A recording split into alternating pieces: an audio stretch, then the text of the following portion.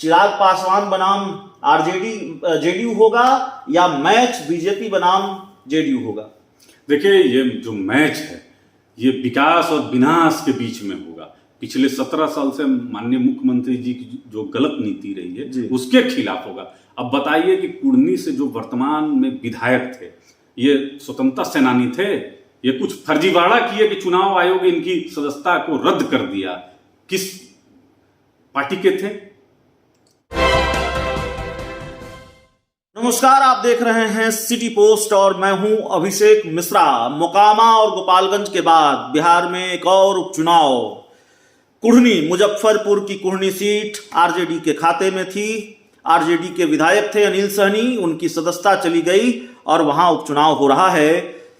मौसम सर्दी का है, लेकिन इस उपचुनाव की वजह से बिहार की राजनीति की गर्माहट बढ़ गई है, बिहार की सियासी तपिश बढ़ी हुई है। क्या क्या खेल हो सकता है कुढ़नी में और क्या क्या खेल हो रहा है, उस पर चर्चा जरूरी है, बातचीत जरूरी है और वो सारी जानकारी आप तक पहुंचानी जरूरी है। हमारी जिम्मेवारी भी है आप दर्शकों के लिए।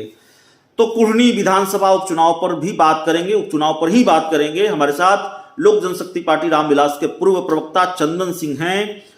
चंदन जी, देखिए, आपसे ये बातचीत इसलिए और आपसे बहुत कुछ समझने की कोशिश इसलिए क्योंकि अभी तक आधिकारिक ऐलान नहीं हुआ है कि कुढ़नी सीट बीजेपी की तरफ से या एनडीए की तरफ से कौन लड़ेगा। और इस बीच हमारे पास जानकारी उछलते उछलते आ गई।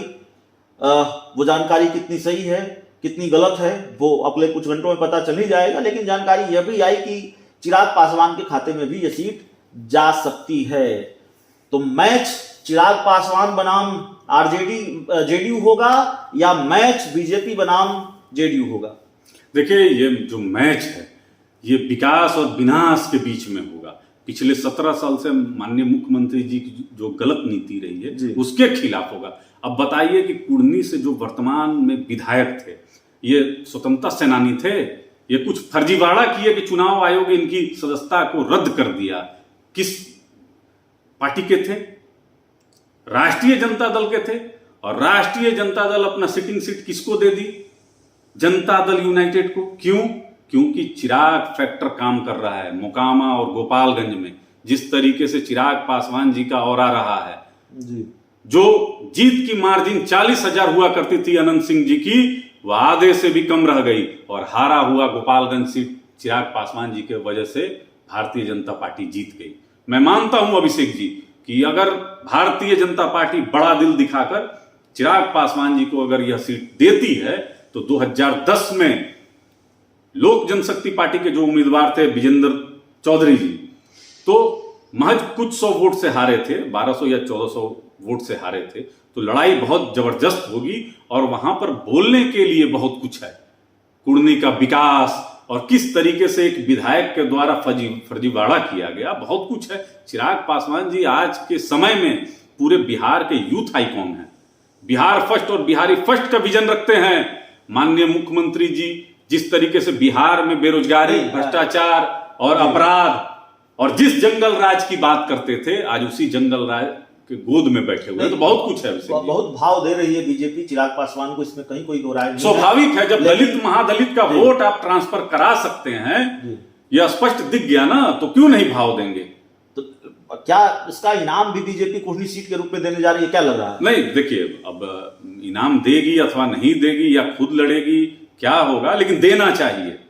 हमको ऐसा लगता है कि राजनीति में अपने गठबंधन के सहयोगी को भी ओबलाइज करना चाहिए। लड़ाई और मजेदार हो जाएगी। पासवान लड़ते हैं तो ये पहला मैच होगा 2022। देखिए अभिषेक जी, मैं अंदर की खबर आपको बताता हूं कि कहीं ना कहीं तेजस्वी प्रसाद यादव जी में बहुत घबराहट है ये दो चुनाव के रिजल्ट को देखकर। और सिटिंग सीट को जनता दल यूनाइटेड को दे देना यह अपने आप में कजूबा है। पता नहीं माननीय मुख्यमंत्री जी कौन सा चूर्ण रखे हुए हैं कि जिसको भी चटा देते हैं वो समझिए कि बस उन्हीं का। तो पहला मैच चिराग पासवान जीत रहे हैं, ये जीत रहे हैं, बिल्कुल जीत रहे हैं। चिराग पासवान जी एकदम 100% जीत रहे हैं। तो चलिए, हमारे साथ लोक जनशक्ति पार्टी रामविलास के पूर्व प्रवक्ता चंदन सिंह थे। कुढ़नी विधानसभा उपचुनाव पर बातचीत और जाहिर तौर पर दावा यह कि चिराग पासवान के खाते में अगर ये सीट जाती है तो जीत और जीत की संभावना और बढ़ जाएगी और चिराग पासवान नीतीश कुमार को मात दे देंगे। क्या होगा ये देखना होगा। बहुत बहुत धन्यवाद।